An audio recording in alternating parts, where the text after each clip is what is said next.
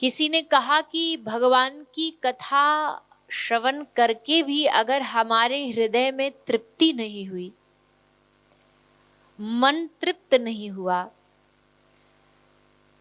तो इसका मतलब है कि अभी हमारे जीवन में, मन में कहीं दोष है। जैसे मान लो कोई किसी के शादी में गया, विवाह में गया, कोई किसी की शादी में गया और वहां पर सब प्रकार की भोजन खाने की वैरायटी लगी हुई थी। वो शादी में होकर के वहां से बाहर भी आ गया और बाहर आकर के किसी बाजार में रास्ते में एक ठेला पे रुक कर के फिर कुछ खाने लग गया। और जब वो बाजार में आके रुक के ठेला पे कुछ खा रहा है तो जिस घर का मालिक था, जिस घर में ब्याह था, वो वहीं से गुजर के निकला। और जैसे वो गुजरा तो उसने देखा कि भैया ये अभी तो हमारी शादी से आए थे और अब यहाँ भोजन कर रहे हैं। इसका मतलब है कि इनका पूरा पेट नहीं भरा, तृप्ति नहीं हुई, इनको भोजन पसंद नहीं आया। उससे पूछते भैया कोई कमी रह गई क्या, भोजन आपको अच्छा नहीं लगा क्या? कमी रही, भोजन अच्छा नहीं लगा, तभी तो आप यहाँ आकर के भोजन कर रहे हो। नहीं तो शादी ब्याह में पेट इतना भर जाता कि आप यहाँ आकर के कुछ खा ही ना पाते। कुछ अतृप्त रह गया तब तो आप यहाँ खाना खा रहे हो। वैसे ही संसार जगत में अगर भगवान में और कथा में हमारी तृप्ति नहीं हुई है, अधूरी रह गई है, तभी हम जाकर के उस मन को तृप्त करने के लिए संसार में सुख ढूंढते हैं। और जब संसार में सुख ढूंढते हैं तो इसका मतलब भगवान समझ जाते कि अभी इसको मेरे चरणों में तृप्ति नहीं हुई है, संतुष्टि नहीं हुई है, अभी इसका पेट खाली है, इसको कुछ भाई नहीं है, इसको कुछ मेरी कथा, मेरी लीला भाई नहीं है, इसलिए अब ये संसार में सुख ढूंढ रहा है। जिस दिन इसको मेरी कथा में तृप्ति आ जाएगी, सुख मिल जाएगा, तो फिर ये संसार में सुख ढूंढना बंद कर देगा। भगवान की कथा वैसे तो संसार में सबसे ज्यादा हमारे हृदय को तृप्त करने वाली है। मैं अक्सर कहती हूँ कथा में कि संसार की चीजें हमें कुछ देर का सुख तो देती हैं, लेकिन यहां बैठ करके सुख की इतनी चाह हम नहीं करते। मान लीजिए हमें कथा, यहाँ तो चलो व्यवस्था ठाकुर जी की कृपा से बढ़िया है, कहीं भी आजकल व्यवस्थाएं ठीक हो जाती हैं, पर पहले के समय में अगर कथाएं होती थी तो उस समय में कथाओं की व्यवस्था बड़ी विचित्र होती थी। व्यास जी भी बेचारे ऐसे ही, श्रोता भी बेचारे ऐसे ही जमीन पे कहीं भी बैठ गए, मिट्टी में बैठ गए, गर्मी है तो पंखा ही नहीं है, पानी की कोई व्यवस्था नहीं, तब भी लोग उतने ही भाव से कथा सुनते थे। क्यों?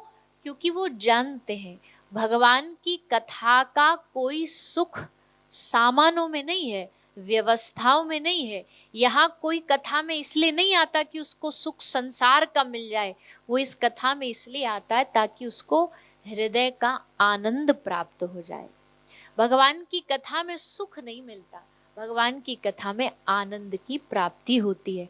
और हमने कई बार ये बताया है, शायद आप लोग जो पुराने श्रोता हैं उनको पता भी होगा कि भैया सुख और आनंद में फर्क होता है। क्या फर्क है? सुख और आनंद का फर्क जानते क्या है? सुख होता है टेम्पररी, आया और गया, दिन है तो रात है, सुबह है तो शाम है, सुख है तो दुख है, आनंद है तो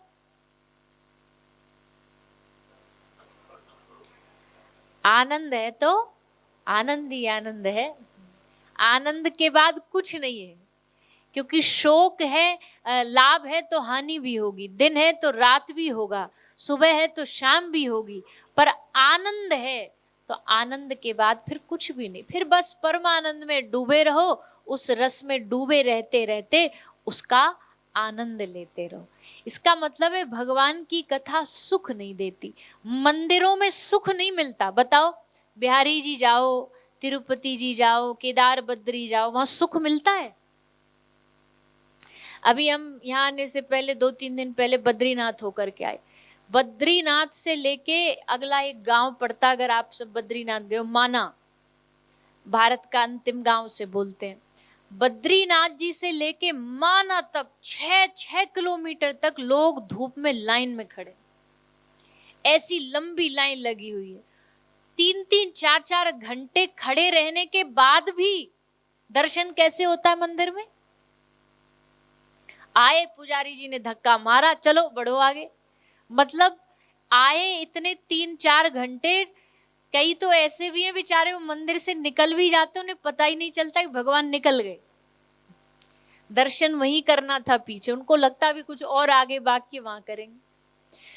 इतने धक्के खाने के बाद भी, इतनी असुविधा होने के बाद भी, वृंदावन में बिहारी जी में खूब धक्के खाने के बाद भी, जब आदमी वापस आता है और लौटता है और उससे पूछो भैया कैसा रहा आपका ट्रिप, तो कहेगा बड़ा आनंद आ गया, बड़ा अच्छा रहा, बड़ा आनंद आया। क्यों? क्योंकि वहां सुख नहीं है, वहां आनंद है। हम संसार की चीजों में तो सुख ढूंढ सकते हैं। अब आप बाली आए या किसी और डेस्टिनेशन पे जाएं तो आपको लगेगा बढ़िया रूम हो, बढ़िया कमरा हो, यहाँ व्यवस्था खाने की अच्छी हो, बैठने की अच्छी व्यवस्था हो। पर यही चीज जब हम धाम में जाते हैं ना, जब हम श्री वृंदावन धाम में जाएंगे, किसी और धाम में जाएंगे, वहां हम व्यवस्थाएं नहीं देखते हैं। और अगर वहां भी अगर कोई व्यवस्था देख रहा हो तो इसका मतलब ये आदमी बड़े घाटे में चल रहा है। अरे वहां व्यवस्था नहीं, वहां तो मन की अवस्था सुधारने जाते हैं। वहां मन की अवस्था सुधर जाए, हमारे मन की बेचैनी सुधर जाए, इस भाव को लेकर के जाते हैं। हम भगवान की कथा में व्यवस्था नहीं देखते। 3 घंटे आप सोच के देखो कितनी विचित्र बात है। 3-4 घंटे एक ऐसा मंच जो एक व्यक्ति को बांध करके रखता है बिना किसी मनोरंजन के। आप सिनेमा जाओगे तो वहां तो खूब मनोरंजन है, पिक्चर चल रही है, उस पर पूरी कहानी चल रही है, नाचना हो रहा है, बीच बीच में गाना हो रहा है, कभी रोया जा रहा है, कभी हंसा जा रहा है। आप किसी दूसरे मंच पर, कलाकारी के पर जाओ तो वहां भी कुछ ना कुछ दिखाया जाता है। पर भगवान की कथा के मंच पर क्या है? कोई तो मनोरंजन नहीं है, कोई यहाँ उलट पुलट काम नहीं है, केवल भगवान की कथा।